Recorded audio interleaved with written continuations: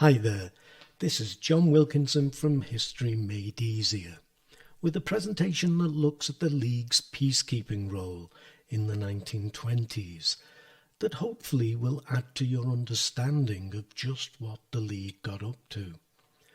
The League fared better in keeping the peace in the 1920s than was the case in the 1930s. The political climate helped. People wanted the League to succeed, and so there was a political will for it to do so. And of course, Hitler hadn't yet come to power.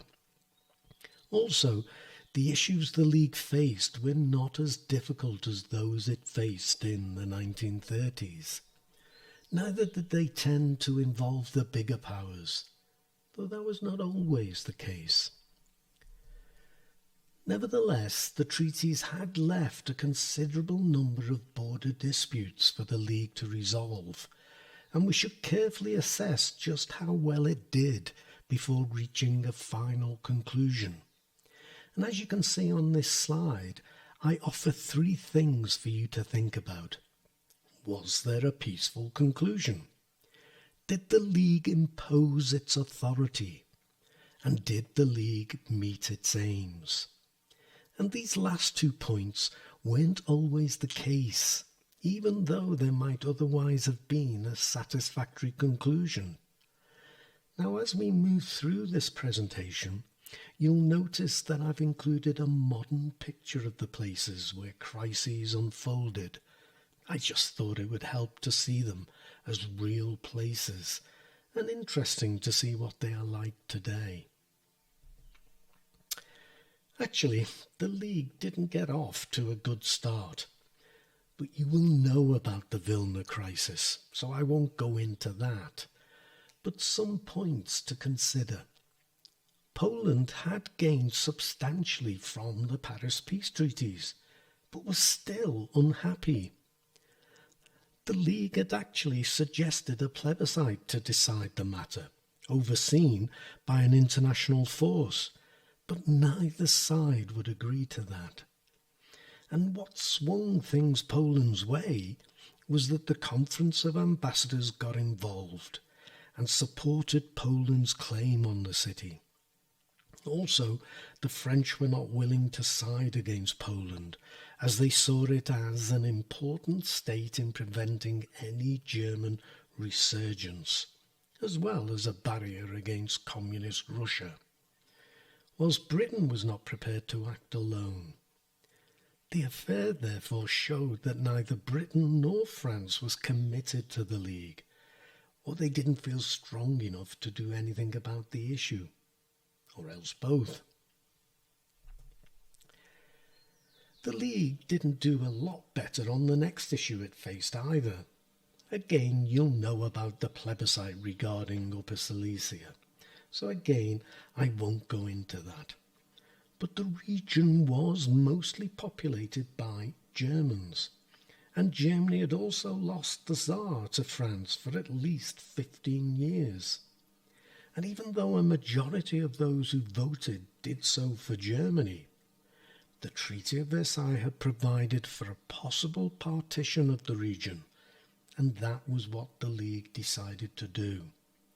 But still, the Poles in the region, and again the Poles had gained tremendously from the Paris peace treaties, rose up against the vote, and it took 2 months before British and French troops restored order. And they won concessions, gaining more of the territory than had originally been allocated them. In the same year, the dispute between Sweden and Finland is another crisis that you will know about. Despite the fact that over 90% of the islanders considered themselves Swedish and preferred to be annexed by Sweden, geography won the day over self-determination. Geographically, the islands are a continuous archipelago linked to Finland. In truth, however, the League was concerned that should they decide in favour of Sweden, it would not only lead to claims from other Swedish communities in Finland, but from minorities throughout Europe. It was undoubtedly a success for the League. However, the principle of self-determination and the positioning of borders was repeatedly showing itself to be a very complicated matter. In 1923, however, the League was to face bigger, more complex issues in Europe. The first concerned Germany, France, and Belgium, three countries at the very heart of events at the beginning of World War I, and one of which, France, was a permanent member of the League's Council. And if your school doesn't opt for the German depth study, you might not know a lot about it. Germany defaulted as only its second reparations payment was due. The matter should have been referred to the League and a considered response made. Instead, France and Belgium acted on their own initiative and invaded the Ruhr with troops in order to take what was owed them in materials, mostly coal, rather than money. The French and the Belgians had technically acted legally, as provision for their action was written into the Treaty of Versailles, even if the wording was open to interpretation. Nevertheless, the Germans were still left humiliated and wondering just how the League was looking after German interests and German territorial integrity. And we should remember that Germany had been stripped of the ability to defend its territorial integrity itself. It had only 100,000 in its army. The League then faced a dilemma with another permanent member of the Council, Italy, and you will know about the incident at the border between Greece and Albania that led to Mussolini's invasion of Corfu. Here was another permanent member of the League's Council invading the territory of another country. And even though the League had acted decisively, its decision was overturned by the Conference of Ambassadors, getting involved now for a third time, actually. We should remind ourselves that this was a small body consisting only of the League's permanent members, which of course included Italy. Italy had acted aggressively, out of proportion to the issue, and had got away with it. Britain had wanted to intervene in order to force Mussolini to withdraw his Italian forces from Corfu. But France, with Belgium, was busy occupying the Ruhr and didn't want to be diverted. Context is always important.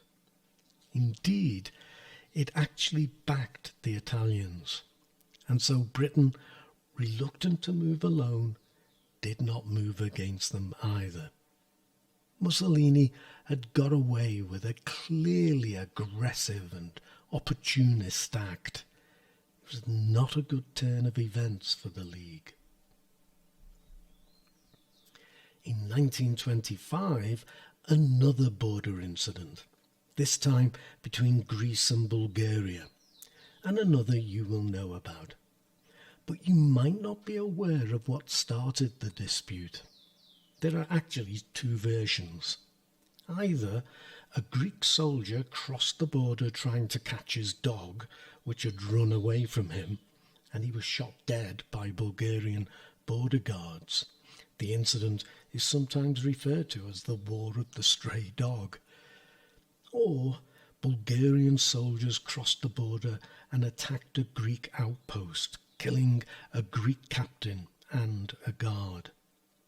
Either way, the Bulgarian government expressed their regret over what they described as a misunderstanding. They also proposed that a commission of Greek and Belgian officers should investigate the matter, but the Greeks declined. Instead, the Greeks sent an ultimatum, with a 48-hour deadline, demanding an official apology, the punishment of those responsible, and 2 million French francs by way of compensation. To enforce their demands, Greek troops were sent across the border to occupy the Bulgarian town of Petrich.